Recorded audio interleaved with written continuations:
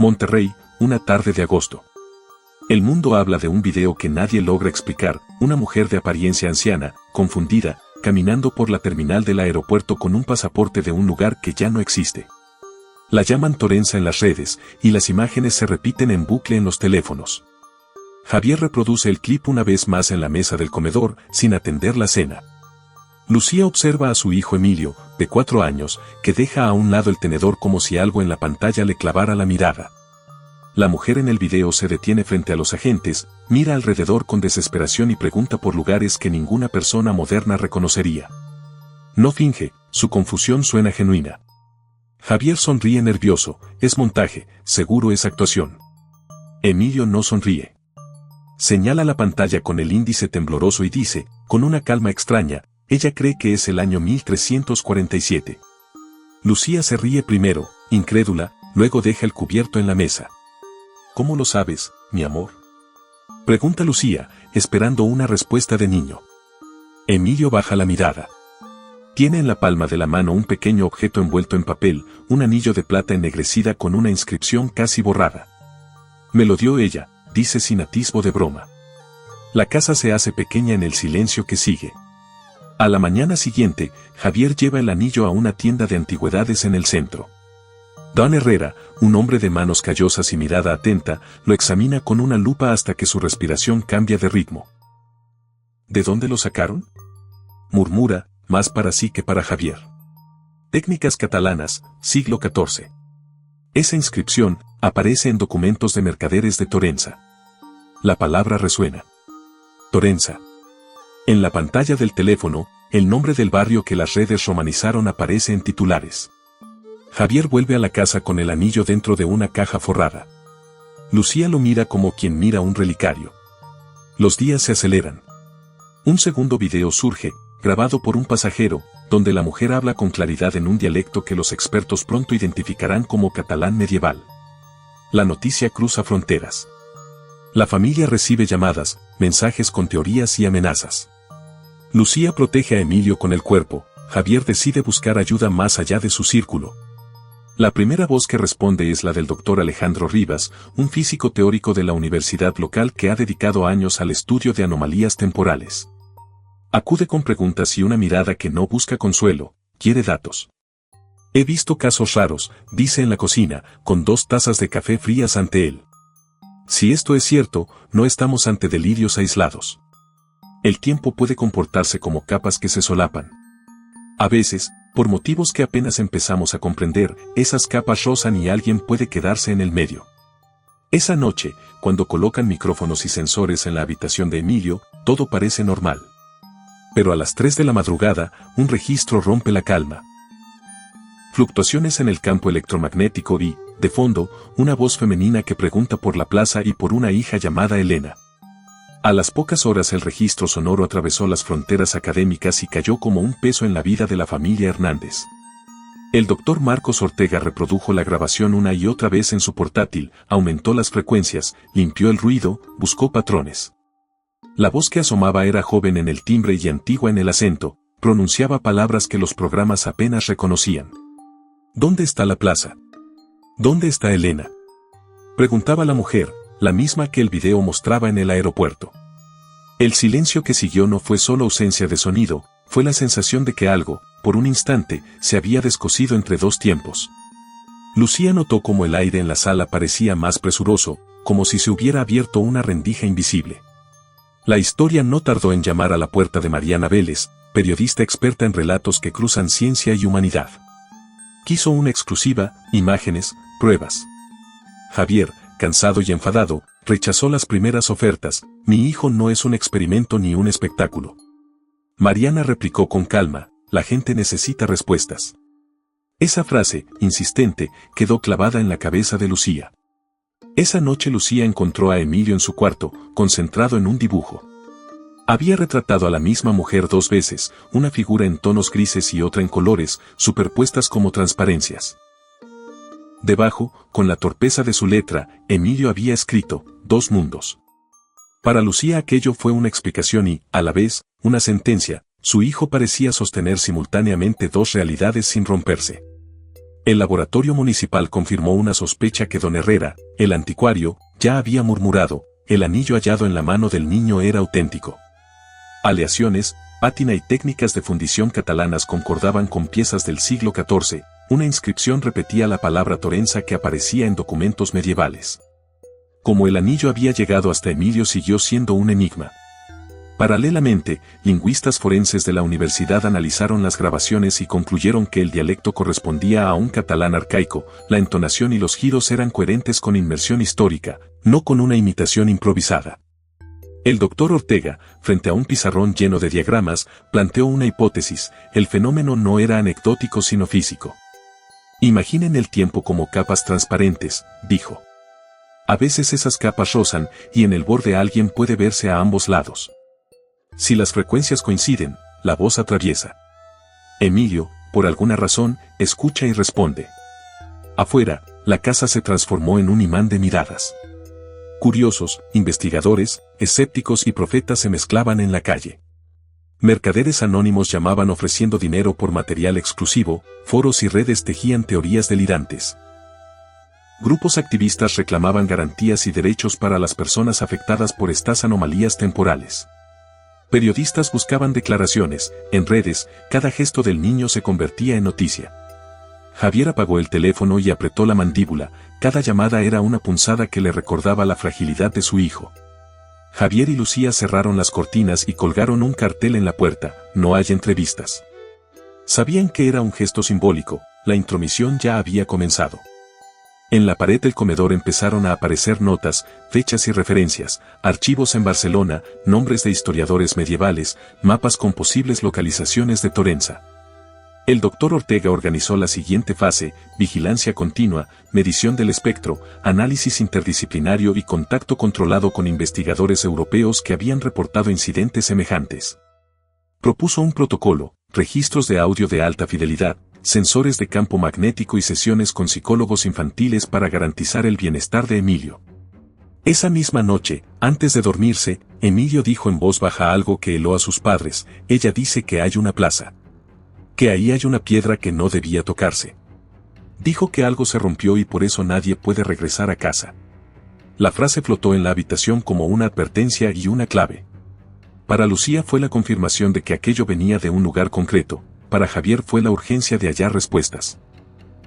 La decisión que enfrentaban era cruel y clara: ir a buscar la plaza en Torenza o resignarse a vivir bajo la mirada del mundo entero.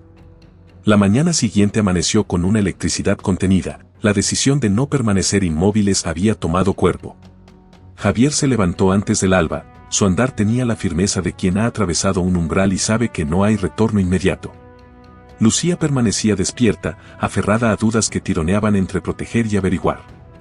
El doctor Marcos Ortega llegó con una carpeta abultada, mapas, transcripciones y la dirección de un archivo en Barcelona que don Herrera había mencionado en voz baja.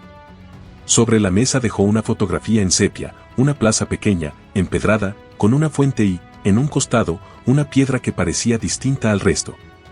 Emilio la miró sin prisa y señaló un punto concreto: allí, donde la piedra está rota, dijo como quien nombra una herida conocida. Don Herrera, que vino poco después, habló con la gravedad de quien ha seguido un hilo durante décadas. Trajo un cuaderno con anotaciones sobre topografías, apellidos antiguos y una crónica monástica que mencionaba una ceremonia interrumpida en la plaza. Habló de superstición y de un límite marcado por una piedra, habló también de silencios que la gente prefirió conservar por miedo. La presión pública no cedía. Mariana Vélez insistía en que la exposición era un escudo: si la verdad es pública, nadie podrá manipularla, sostenía. Lucía negó con el movimiento seco de quien no quiere convertir a un niño en espectáculo. Javier buscó un punto medio: aceptar registro científico, sí; aceptación mediática, no. Ortega propuso un protocolo: equipo reducido, registros de alta fidelidad, psicólogos infantiles presentes y respaldo académico europeo. Las noches continuaban pobladas de murmullos. Emilio pronunciaba nombres y fechas en sueños, a veces canturreaba fragmentos en catalán antiguo. Un psicólogo infantil no halló señales de actuación, las pruebas neurológicas no arrojaron anomalías. Por ahora, la ciencia solo servía para descartar hipótesis comunes, no para explicar lo que ocurría. Entonces sonó el teléfono. La doctora Montserrat Puig, historiadora catalana, había visto extractos de la grabación en un foro académico. Recordaba la mención a Torensa en documentos de un monasterio cercano a Girona y ofrecía explorar los archivos. No prometo certezas, dijo, solo páginas y ecos. Pero puede ser el rastro que necesitan. La posibilidad de un origen tangible electrificó a la familia. Prepararon el viaje con cautela, medicinas en una bolsa, libretas, la foto en sepia y el anillo guardado en un sobre sellado. Partirían en secreto, sin cámaras ni anuncios. Javier cerró la casa con manos que le temblaban, era un gesto pequeño y, sin embargo, definitivo. En el tren nocturno, Emilio tuvo un episodio que estrechó a sus padres. Se incorporó en la oscuridad del compartimento y cantó una nana en un dialecto que olía a siglos. La melodía fue tan clara y antigua que despertó a varios pasajeros, que volvieron a dormirse sin atreverse a preguntar. Lucía apretó la mano de su hijo hasta notar los nudillos blancos y dejó escapar una lágrima que no supo si era de miedo o de alivio. Mientras los kilómetros se consumían, la foto en sepia dejó de ser una imagen y se convirtió en destino. En voz baja, Javier prometió, si hay una piedra, no dejaré que nadie la toque. Emilio, con ojos entrecerrados, murmuró, ella dice que rompieron la piedra para salir, ahora nadie puede volver. Nadie en el vagón lo entendió, pero para la familia fue una advertencia clara. El viaje comenzaba. La incertidumbre era vasta, pero la elección estaba tomada, buscar la plaza rota en Torensa o resignarse a vivir, para siempre, bajo la mirada del mundo. Llegaron a la estación de Girona al amanecer, la ciudad aún bostezaba entre nieblas y farolas. El viaje había tensado sus cuerpos pero también los había unido en una especie de calma forzada. Javier empujó la maleta con la mirada fija en la foto. Lucía sostenía a Emilio en brazos, como si su hijo fuera a desvanecerse en cualquier momento. El trayecto hasta Torensa transcurrió por carreteras secundarias, pueblos con fachadas encaladas y señales oxidadas. A medida que se acercaban, algunas miradas se clavaban en ellos desde las aceras. La historia de un niño que recordaba otra vida los había precedido y había comenzado a abrir conversaciones en los portales. Don Herrera, sentado al lado de Lucía, observaba el paisaje con una mezcla de nostalgia y ansiedad. Torensa resultó ser más pequeña de lo imaginado, una plaza central apenas amplia, la iglesia con su campanario torcido y fachadas que parecían sostener la memoria de generaciones. Preguntaron por la plaza de la foto. Un hombre mayor, sentado en un banco, señaló con la barbilla un callejón que desembocaba en una explanada donde apenas se distinguía una piedra quebrada entre la hierba. La piedra no estaba señalizada ni protegida, era un fragmento de losa que se alzaba como un diente roto en el suelo. Allí, entre pasto y huellas, Lucía reconoció el lugar y sintió que la respiración se le hacía pequeña. Emilio adelantó sin vacilar y se acercó con la seriedad de quien regresa a un cuarto olvidado. Tocó el borde roto con la yema de un dedo y, como si leyera una instrucción incrustada en la piedra, dijo, no la toquen, que se abre. Un murmullo recorrió la plaza. Algunos apartaron la mirada, otros, como el hombre del banco, parecían haber esperado aquello. Don Herrera tomó notas con manos que temblaban menos que su voz. No es la primera vez que alguien habla de la piedra, murmuró. Hay historias, voces que vuelven cuando se remueve la memoria. Mientras Lucía intentaba contener la oleada de preguntas, un coche oscuro se detuvo en la esquina. Un hombre elegante descendió, caminó sin prisa hacia la plaza y se presentó con una voz medida, me llamo Rafael Corcuera. Trabajo con un fondo que protege el patrimonio. He seguido su caso. Javier sintió la sangre retirarse de la cara y puso el cuerpo entre el visitante y su familia. La explicación de Rafael sobre conservación sonó, para Lucía, a vigilancia con guantes blancos. Emilio, sin interés en discursos, se arrodilló ante la losa y apoyó la frente contra ella como si intentara escuchar algo que la piedra guardara. Susurró después una frase que heló a Lucía, ella no pudo volver porque alguien la empujó. Si la sacaron del corazón, quedó un hueco. La simple claridad de la frase delineó culpas y decisiones antiguas. El silencio en la plaza duró lo que tarda en doblarse una campana. Don Herrera cerró el cuaderno y propuso a la familia quedarse esa noche en la posada de la plaza mientras él consultaba los archivos del monasterio. Lucía cerró la ventana de la habitación, miró la losa a través de la cortina y, con la determinación de quien guarda lo más frágil, prometió vigilar cada palabra que su hijo pronunciara. La posada tenía vigas de madera negras y el olor tenue de sopa reciente. Lucía dejó a Emilio en la cama con el pijama todavía húmedo del viaje. Javier salió a fumar a la puerta como quien busca un punto para sostenerse. Don Herrera volvió a la plaza al mediodía, prometiendo regresar con noticias, y la posadera les trajo pan y queso con la parsimonia de quien no pide explicaciones. En el monasterio, la doctora Montserrat Puig trabajó con diligencia. Sus primeras horas en los archivos revelaron listados de nacimientos, muertes y litigios, notas marginales redactadas por monjes que midieron la historia con la paciencia de siglos. Al mediodía envió un mensaje breve, había encontrado una referencia que mencionaba a una mujer llamada Elena, ligada a la plaza, y una anotación sobre una salida forzada en el siglo XIX. No había detalles claros, pero era un hilo. Lucía sintió que una parte de la historia se hacía tangible. Pasó la tarde revisando la fotografía y los apuntes que don Herrera le había entregado. En cada margen buscaba el contorno de una verdad que pudiera explicar la voz de Emilio. Rafael Corcuera los visitó de nuevo con excusas técnicas, caretas de interés por la conservación que destilaban control. Javier lo recibió con cortesía helada y le pidió que se mantuviera a distancia. La posada, sin embargo, no era un refugio impune. Una mujer mayor, con la mirada afilada, dejó un sobre en la mesa con una nota: no todo debe contarse. Cuide al niño. Lucía la guardó en el bolsillo como si fuera un talismán, un llamado a la cautela que ayudaba a contener el vértigo. Esa noche, Emilio despertó con una calma inquietante y pidió que le contaran la historia de la plaza.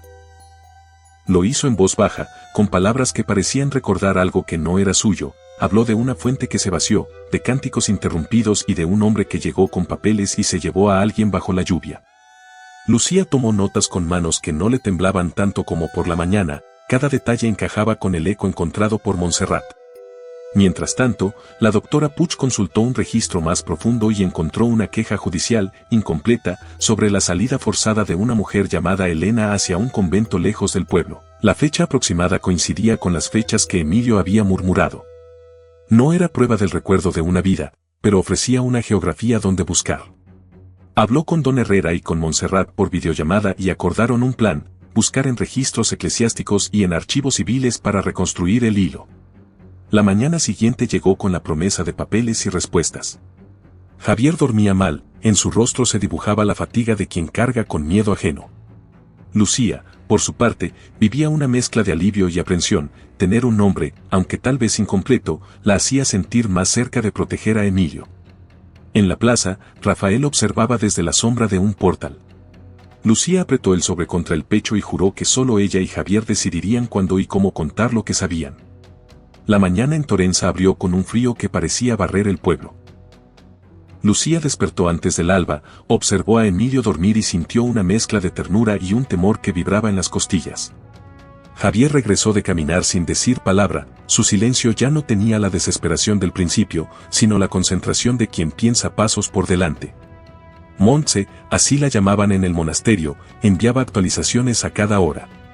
Había dado con un libro de cuentas de la parroquia donde, entre entradas y salidas, aparecía el nombre de un notario que firmó un documento referido a la salida de Elena.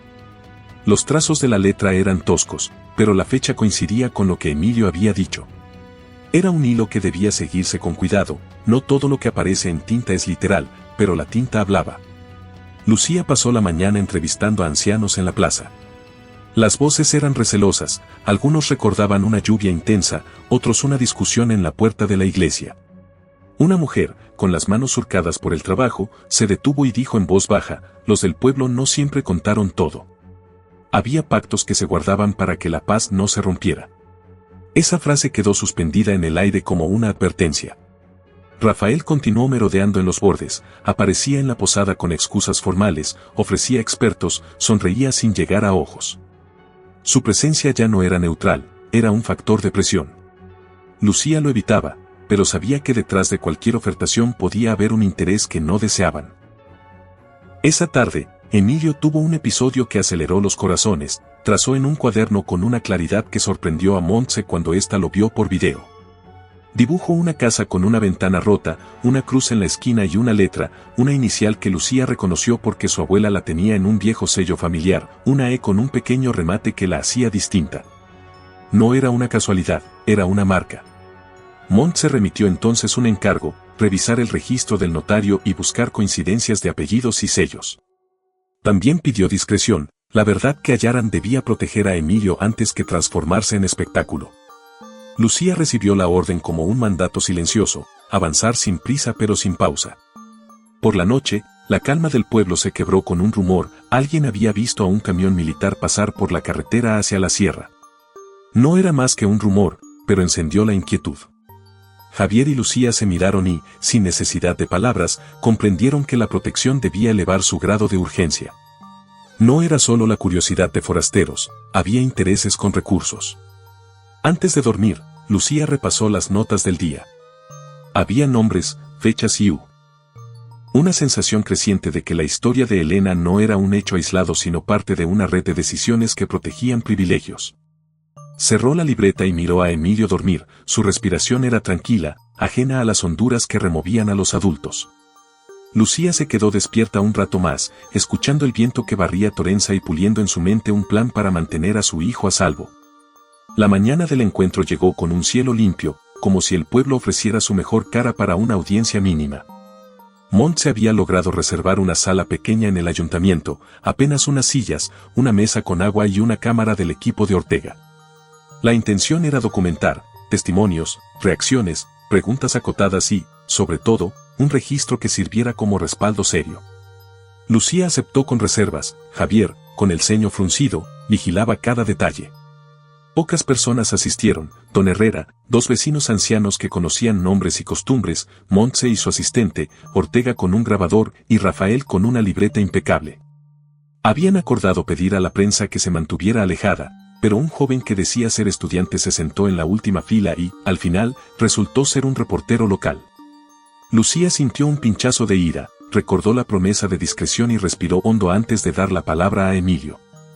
El niño subió sin dramatismos al atril y miró a la sala con una calma adulta que descolocó a más de uno. Montse explicó el protocolo, pidió respeto y limitó las preguntas. Emilio habló en voz baja, con imágenes breves: una casa con ventanas altas, un altar junto a una ventana rota, el olor a cera y un nombre que repetía como un latido: Elena. Habló en tercera persona, como si contara la vida de alguien que ya no estaba, como quien nombra a un ausente para no perderlo. Los silencios fueron tan densos que el aire se volvió audible. Un anciano soltó una respiración larga: don Herrera tenía los ojos vidriosos. Ortega tomó notas con precisión. El reportero, sin poder reprimir la urgencia, grabó con su teléfono cuando creyó que nadie miraba. Lucía lo sorprendió con la mirada y, con voz contenida, le pidió que borrara el material: esto es investigación, no espectáculo. El joven balbuceó una disculpa. Horas después, fragmentos tendrían otra vida en las redes. La difusión fue rápida y cruel: un pedazo del relato, la voz de Emilio cantando una nana, titulares sensacionalistas. Las reacciones se dividieron entre quienes celebraban un milagro y quienes hablaban de fraude. Surgieron voces que acusaron a los padres de explotación, otras exigían protección para el niño. Lucía se encontró arrastrada por una marea de comentarios que la obligaron a tomar decisiones en caliente.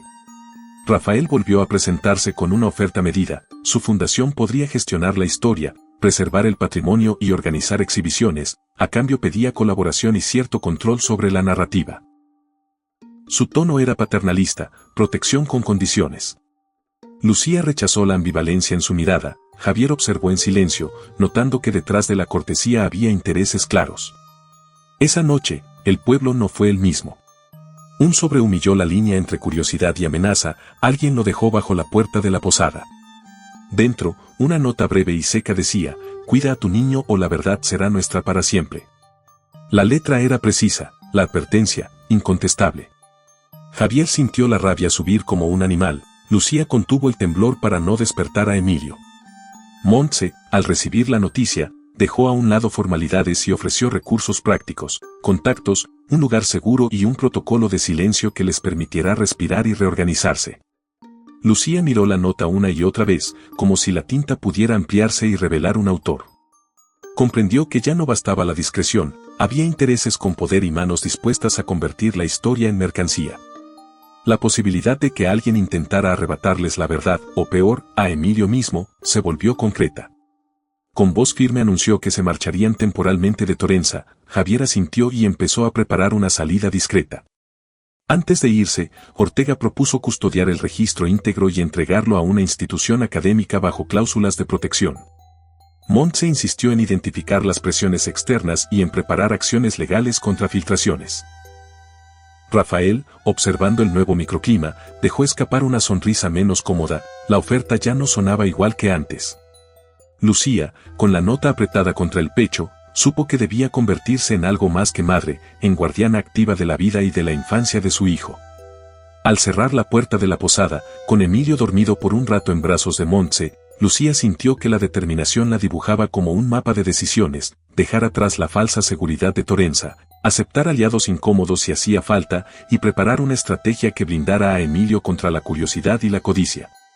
No era un plan con garantías, pero era un plan con intención.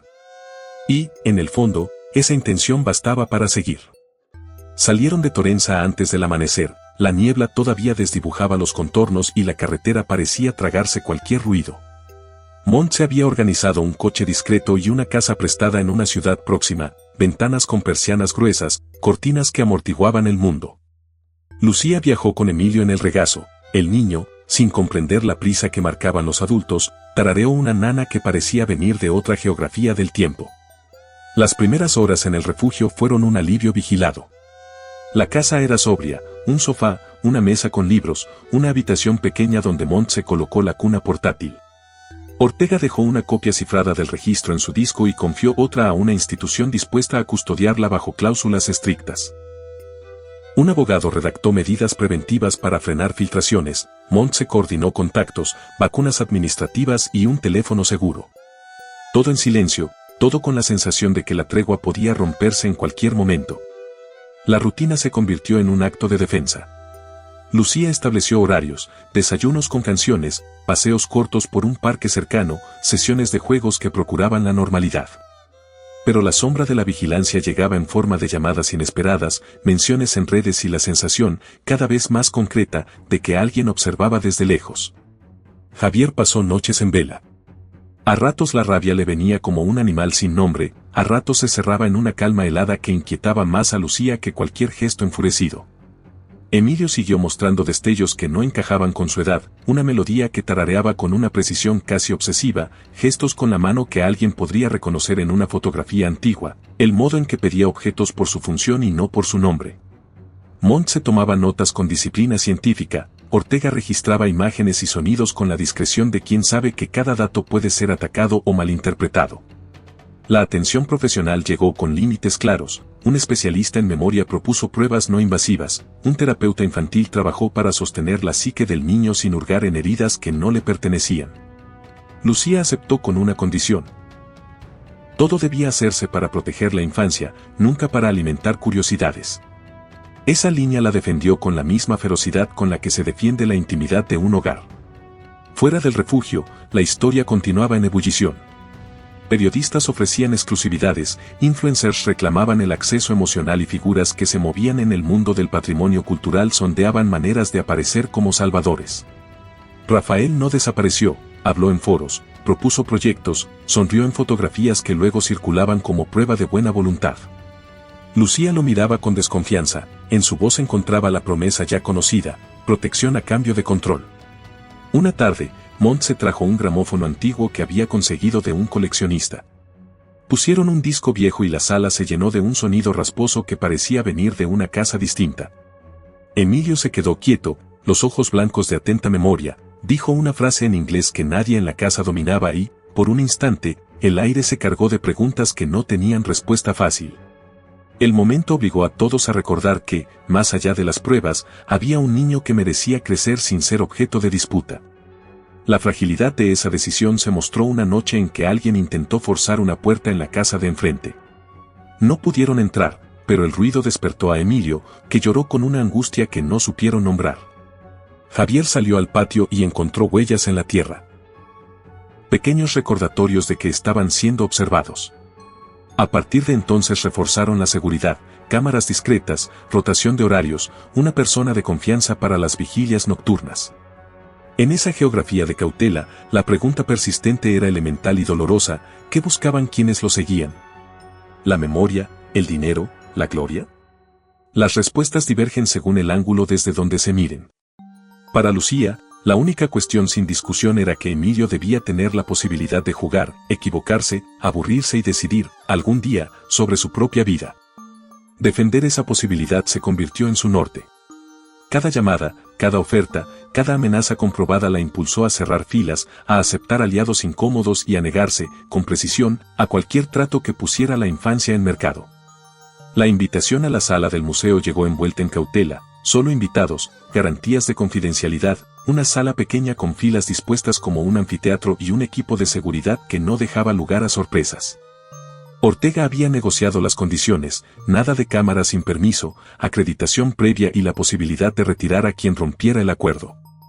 Lucía aceptó, Montt se respiró con algo parecido al alivio. Para todos, era una prueba de fuego, mostrar el rostro humano detrás de los titulares, ofrecer contexto y reclamar que se escuchara con respeto. La tarde estaba húmeda cuando llegaron. Javier llevaba a Emilio en brazos hasta la moderadora, una académica de voz serena que entendía el valor de las palabras medidas. La sala tenía a su favor la gravedad, historiadores, psicólogos, un par de periodistas especializados y algunos curiosos que habían pasado filtros. Rafael apareció también, con su tarjeta de siempre y una sonrisa calculada, se sentó en la última fila, manos apoyadas en una libreta, atento a cualquier resquicio. Montt se abrió con una breve explicación del protocolo, entrevistas científicas, testimonios y la intención de preservar la dignidad del niño.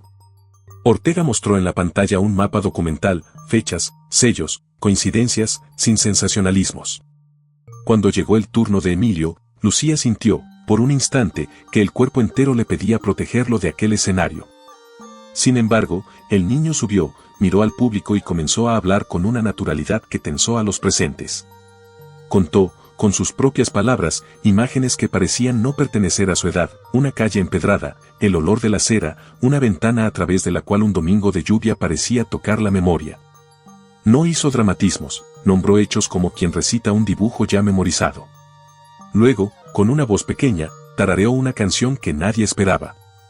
El silencio fue inmediato y absoluto, en la sala no se escuchó ni un respirar apresurado. La canción no era una nana cualquiera, tenía una cadencia que movió algo en la memoria colectiva de la sala. Las preguntas vinieron cuidadosamente.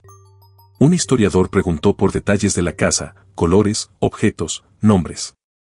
Emilio respondió con precisión y con la certeza de quien no inventa. Un psicólogo pidió permiso para anotar la entonación, Lucía negó suavemente, las notas eran para su familia. Ortega presentó los documentos que corroboraban algunos de los nombres y fechas. La atmósfera se mantenía en la frontera entre la perplejidad y el respeto. Entonces, en un momento de tensión que nadie había previsto, Rafael llamó la atención del moderador y reclamó su derecho a intervenir sin filtro. Ofreció una versión simplista y espectacular que buscaba convertir el caso en un espectáculo cultural. Sus palabras fueron medidas, pero el objetivo estaba claro. Lucía sintió que la sala perdía su centro, algo que había sido cuidado con tanto esmero podía deslizarse hacia el interés mercantil en un latido. La moderadora frenó la intervención con diplomacia. Sin embargo, el reportero en la última fila, el que había jurado discreción tiempo atrás, no pudo contenerse. Había una cámara preparada en un bolsillo y, sin permiso, comenzó a transmitir en vivo un fragmento de la sesión. La reacción fue inmediata, en cuestión de minutos, la sala quedó expuesta a la voracidad de la red. Comentarios, juicios y teorías comenzaron a llegar. Lucía sintió que una mano invisible le había arrancado la tela que protegía al niño. Antes de que el caos se desbordara, Javier se levantó con la dignidad de quien no permitirá que su hijo sea reducido a un número de vistas. No dijo una palabra agresiva, pero su figura ocupó el espacio entre Rafael y la entrada. Ortega pidió calma y pidió al equipo de seguridad que cortara la transmisión, la moderadora pidió tiempo. La escena hizo visible algo que ya se sabía, la protección legal y física no bastaba cuando la pulsión de exposición era más rápida que cualquier clausura contractual. A la salida, entre susurros y miradas encontradas, una mujer mayor se acercó a Lucía. Tenía en la mano una fotografía vieja, desgastada en los bordes. Le dijo que reconocía la forma de una mano, la disposición de una ventana, el paisaje de un campo que, según su relato, coincidía con un mapa que su abuelo había descrito años atrás. Su voz tembló por la emoción más que por la edad, dejó en la familia una sensación de conexión inesperada y una nueva ruta de investigación. Esa noche, ya en la casa segura, las decisiones volvieron a la mesa. Ortega habló de medidas legales más fuertes, denuncias por vulneración de privacidad, procesos contra filtradores y la creación de un consorcio académico que actuara como garante de la custodia documental. Montse apostó por seguir acumulando pruebas de manera rigurosa y por una publicación controlada que no dañara a Emilio. Javier, agotado pero firme, reclamó una línea roja. No más apariciones públicas y la familia no las podía controlar por completo. Lucía escuchó y, por primera vez desde que todo comenzó, repitió en voz alta la frase que había sostenido en secreto: no seremos espectáculo. El grupo asintió.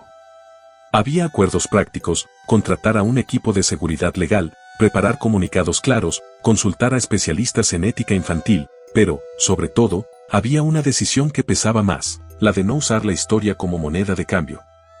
Al final del día, Montse puso a Emilio a dormir en su cuna portátil. Lucía se quedó junto a la ventana viendo unas luces lejanas. Las ofertas seguían llegando por correo, las redes no habían olvidado la transmisión y Rafael seguía presente en las sombras públicas. Pero la familia había tomado una postura visible: a partir de ese momento, cualquier avance tendría que pasar por su filtro. No sería fácil ni rápido, sería, quizá, la única manera de conservar aquello que debía permanecer inviolable. El final, si es que hay un final claro, llegó como una mezcla de tregua y nueva vigilancia. Los meses de refugio habían templado una certeza: la verdad no necesitaba prisa, necesitaba casa y cuidado. Ortega y Montse consolidaron un archivo custodiado por una fundación académica que aceptó medidas de protección estrictas. Aquello ofrecía una salida, no era la gloria, pero era una forma de garantizar que la historia, si debía contarse, lo hiciera sin devorar al niño. Rafael intentó por todos los medios recuperar protagonismo. Lanzó comunicados, buscó aliados y promovió exposiciones que vinculaban el pasado con su fundación. En menos de lo esperado, parte de su impunidad se resquebrajó. La mujer de Torenza, Doña Rosa, aportó una pieza decisiva, una carta vieja que detallaba los pactos del pueblo y la implicación de ciertos apellidos en decisiones que habían sido silenciadas. La carta no entregaba certezas absolutas sobre Elena, pero trazaba un mapa de responsabilidades y sombras que obligó a varios a retroceder. Legalmente, las chances de explotar la historia de Emilio disminuyeron. El abogado consiguió medidas cautelares contra filtradores y, en varias instancias, demandó a medios por vulnerar la intimidad del niño. No fue una victoria total, la viralidad había dejado huellas. Pero la familia recuperó algo esencial: la capacidad de decidir cuándo y cómo compartir fragmentos, y la posibilidad de que esos fragmentos llegaran acompañados por contexto y respeto. En lo cotidiano, la vida se rearmó con pequeñas liturgias. Lucía aceptó entrevistas controladas y participó en encuentros académicos donde se hablaba de memoria, ética y protección infantil. Ortega publicó varios documentos en revistas especializadas, siempre con versiones editadas y protegidas. Montse coordinó estudios que buscaban entender, sin sensacionalismo, los fenómenos de memoria que podían afectar a niños. Y Javier, que al principio había dudado de la senda, encontró una manera de dar sentido: trabajó en la logística de la protección y, en silencio, recuperó la ternura de quien cuida todos los detalles. Emilio creció un poco más cada día. No dejó de tararear aquellas melodías que no pertenecían del todo al presente, sin embargo, Lucía lo protegió de la exposición. Le enseñó a decir que algunas cosas eran suyas y que otras, si algún día quisiera contarlas, serían contadas por él y a su tiempo. Hubo tardes en que el niño se sentaba frente al gramófono y escuchaba, con los ojos cerrados, como si buscara una orilla conocida en un mar que cambiaba. El pueblo de Torenza quedó marcado en la historia privada de la familia. Algunos vecinos se acercaron con disculpas, otros guardaron silencio. Doña Rosa, en paz consigo misma, siguió alimentando la memoria del pueblo y visitando la tumba de quien fuera Elena, con la mezcla de respeto y culpa que dan las generaciones. Lucía cerró los ojos, escuchó la respiración de su hijo y supo que la protección, más que un triunfo, era una promesa diaria.